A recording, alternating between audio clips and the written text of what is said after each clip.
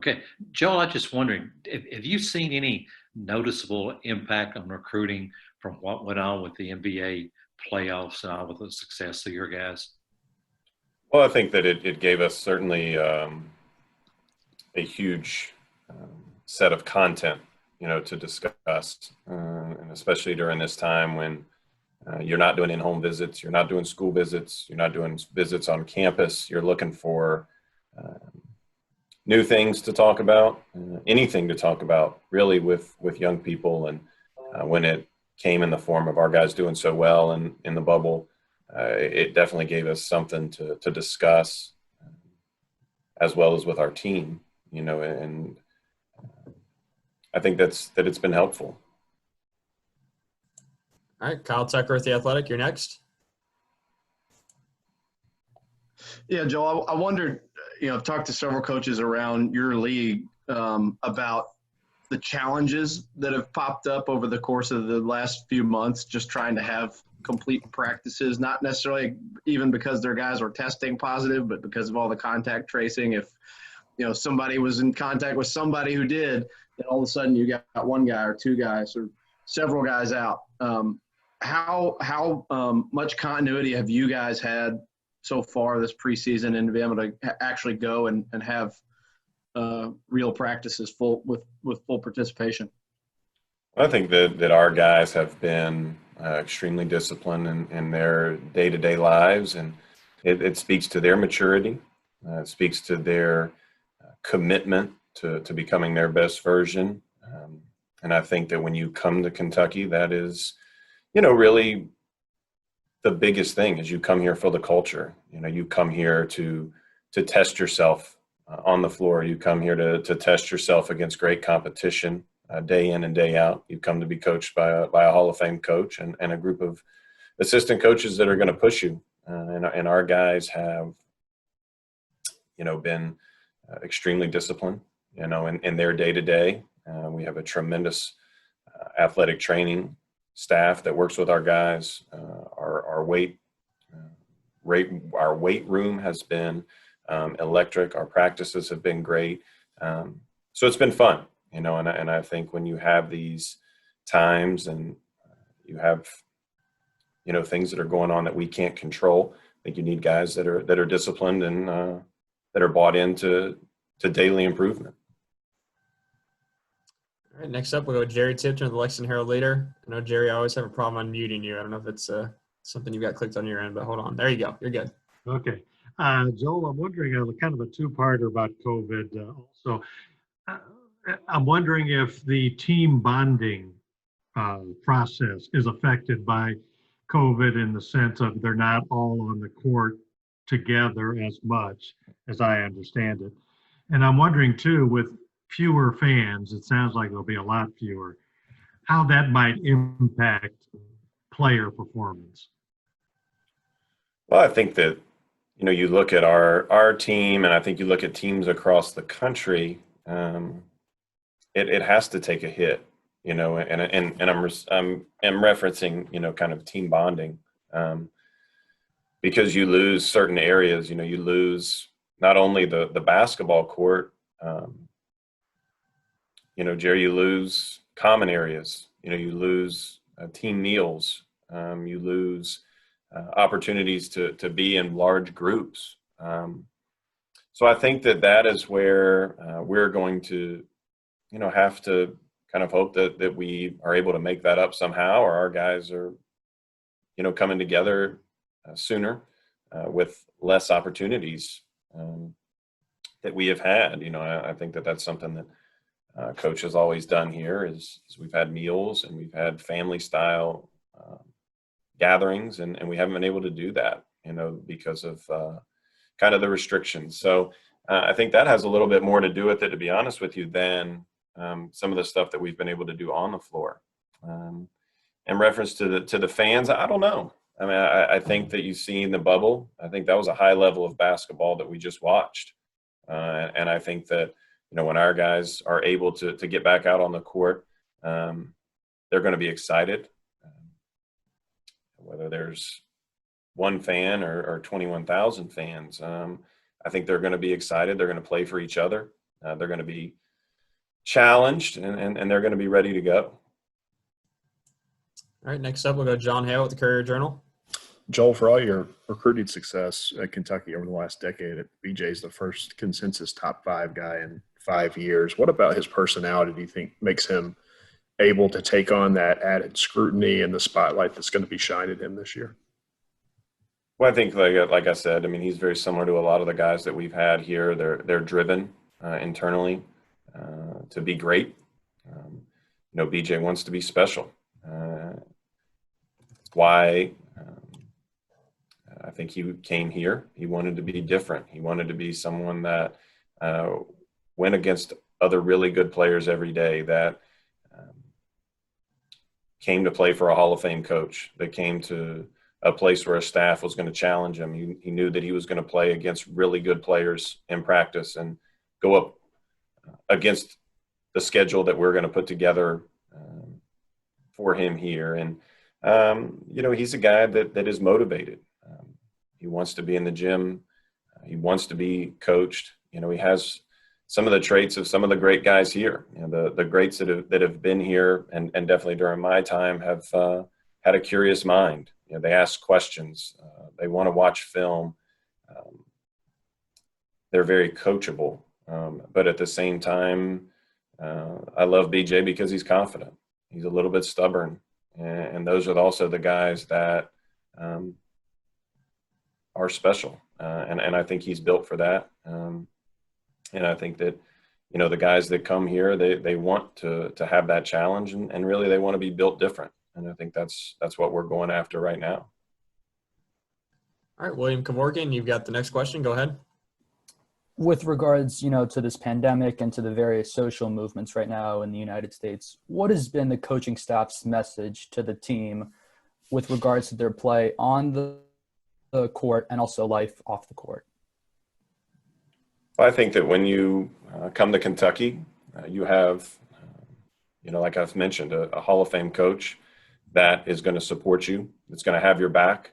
This is a player's first program. Everything that we do here is with their dreams, their goals in mind.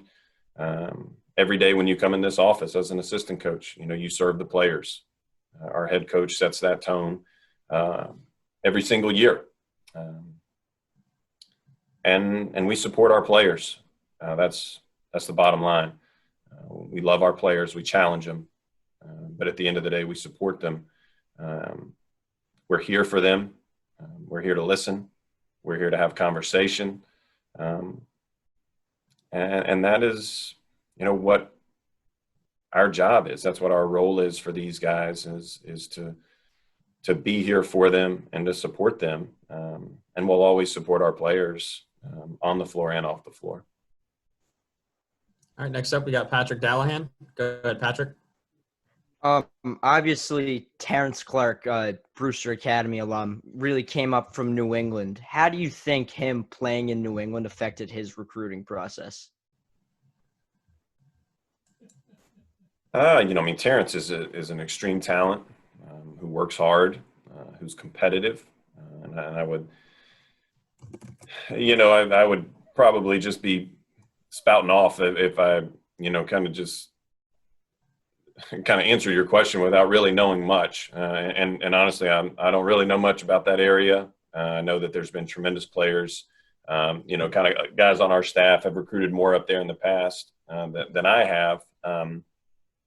But watching Terrence play over the last couple years, you see an uber competitive young man that wants to win and is excited about the challenge. So I think when you go to a program like Brewster that is extremely well coached, by Jason Smith and has really good players, that Terrence is comfortable playing with other talent and wants to be in a setting where it's going to be challenging. And that's a credit, really to Jason and his staff up there and the tradition and the culture that they have. And that says a lot about Terrence. Guys, about halfway through here. I'm going to start to get some second questions coming in. So I'm going to circle back to Larry, and then I'll go to you, Kyle. Go ahead, Larry.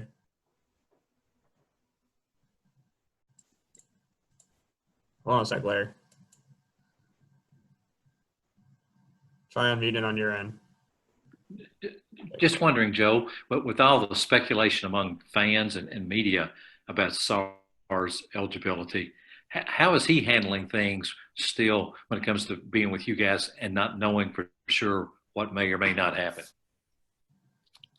I mean, Olivier is a beautiful person that has a great attitude and a positive outlook, on every single day.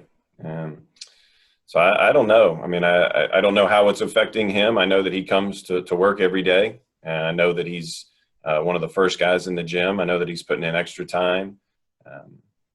He's becoming a great leader, I think, for this young group. But I mean, to be honest with you, I mean, I love his positivity and how he comes here every day. And you can tell he's excited, to be here. He's excited to be in the gym. And I think we've seen that with guys like Olivier. You see it with Davion. You see it with Nate Sestina. You see it with Jacob Toppin. You see it with Reed Travis. These freshmen, they don't know anything different. This is college basketball to them. They don't know anything different. These other guys have seen what it's like other places. And now it's a little bit of, they're able to order the surf and turf, on the menu. And I think that they're eating pretty daggone good right now. And I think they enjoy that. So I think that it's fun for these guys. I think it's great for Olivier. And he's added a tremendous, boost to our day-to-day operation here. All right, Kyle Tucker, we'll go with you, and then Ken Spencer, I'll get you next.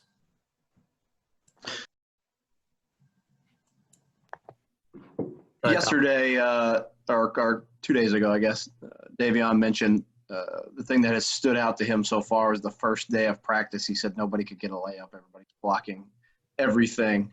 What have you seen in that regard? I know in the past when Kentucky's had great teams, it has had great rim protection. Are you seeing some of that show up the way Davion sort of mentioned it there? Yeah, I think so. I mean, it's we do have some active live bodies around the rim. And it's funny, I did see Davion's, kind of quote on that. And it's been funny just visiting with him and asking him, what his take is on practice. And he says, man, it's just the speed has been a noticeable difference. He says, I'll see lanes open or I'll see what I think is open. And then, next thing I know, it's, multiple bodies flying at you. And it goes back to, a little bit to, what Jerry had said earlier. I mean, you have a group of guys that's excited to play basketball. You've got a group of guys that have basketball taken away from them. Basketball's changed.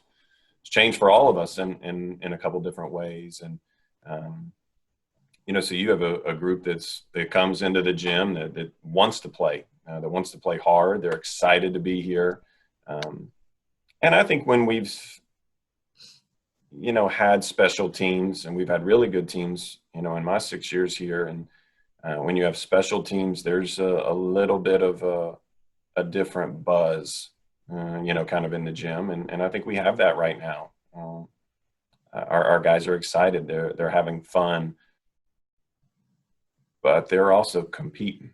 And that's something that, as a coach, you don't really, it's hard to coach that, but it's something that you can recruit. It's something that you can identify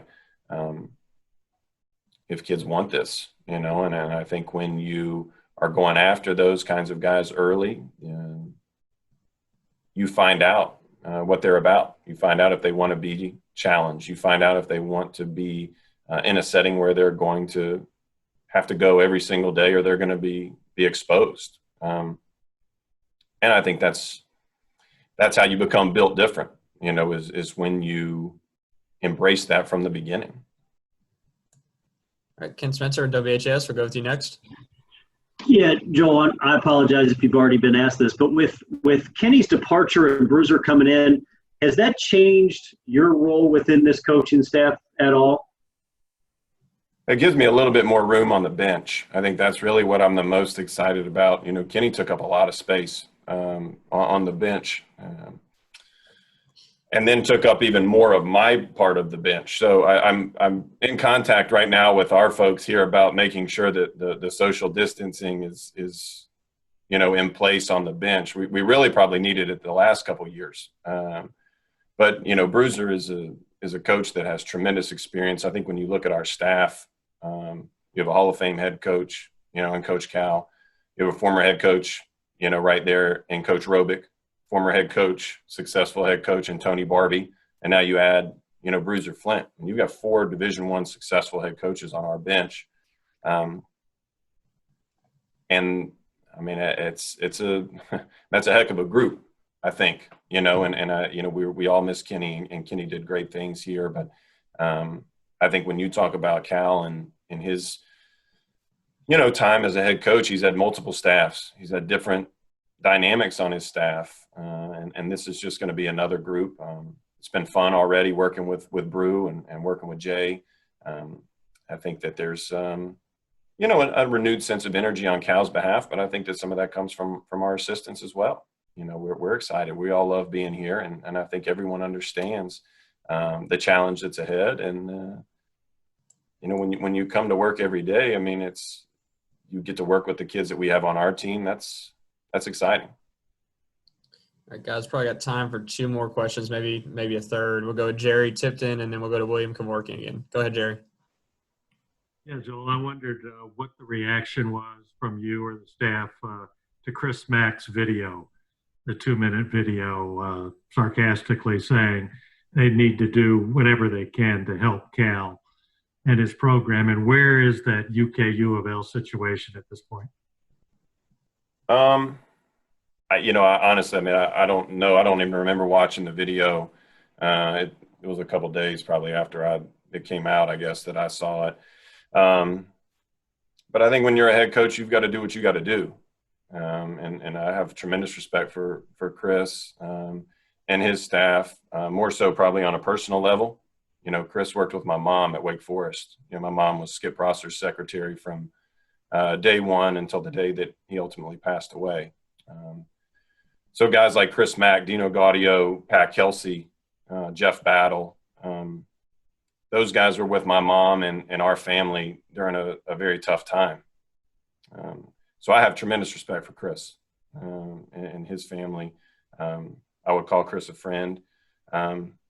But this is business, and I think everybody has to do what's best for their program. And I would say that, every day I got to do what's best for Cal too. So I figured that out, and I try to make Cal happy every day when I come to the office as well. So I kind of maybe get where Chris is coming from. All right, William, we'll go to you next. And if somebody's got one more question, I'll take the first one that comes in. Go ahead, William. I guess what were your overall thoughts about how some of the former Wildcats played in the bubble? And this is a 2-part question because the next one is, the media, the public, the fans, they were shocked about the performances of these players because it was outstanding. Were you at all shocked, or were you kind of just like, that's an expectation and this is what I saw when they were here at Kentucky and this is nothing new? I think every one of them is different, right? I mean, I think you have guys, the older guys got some time to rest and recharge, and got down into the bubble and were focused.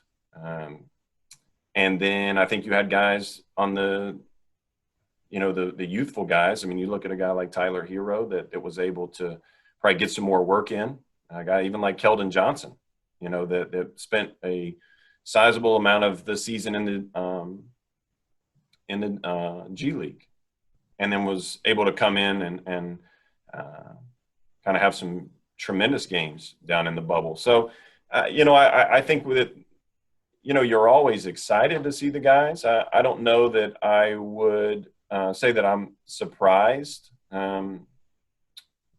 just because I've seen them work. I know what they're about as people, and when you have the attitude that our guys have on the front end, coming to Kentucky, when they want to be challenged, when they want to be in a setting that they're going to be tested every single day. You're not surprised because they are built different when they go to the NBA. You know, they're used to it. You know, oftentimes, you know, you'll talk to our guys and they'll mention that their rookie year was their time at Kentucky, whether it was 1 year or 2 years. And that's a credit to Coach Cal and how he runs this program, in the expectations that he has of our guys, and how he challenges them daily, but also how they challenge each other. And that's what makes Kentucky special. That's what makes it different. And I think that's why our guys do so well at the next level, because they're trained, they're prepared, and they're just built different. Our guys will end it off with John Wong. Go ahead, John. Hey, Joel, just a quick follow-up on the Olivier situation. Do you have any idea when that ruling is going to come? And with that SEC rule of a player having to have 2 years of eligibility, I mean, were you guys aware of that? Where did the confusion come in on that aspect? John, I like your background is probably the best one, I think, of everyone that I'm seeing on this call. So that's a credit to you. And I don't even know how to answer your question. I'm sure Erica was giving me tips on how to answer it the right way. And I don't know that I'm even going to probably look at my notes on what I'm supposed to say. But, Olivier is a beautiful person. He's excited. We're excited that he's here. We'll see. I mean, that so much of that is out of my control. I think I'm just coming to work today. We get to, work with a great group of young guys. We are off, I guess, today and tomorrow, and then we'll get after it on Friday. So I think we're all just kind of waiting to see, what Friday looks like, and see who shows up to practice. I guess that's always a good sign.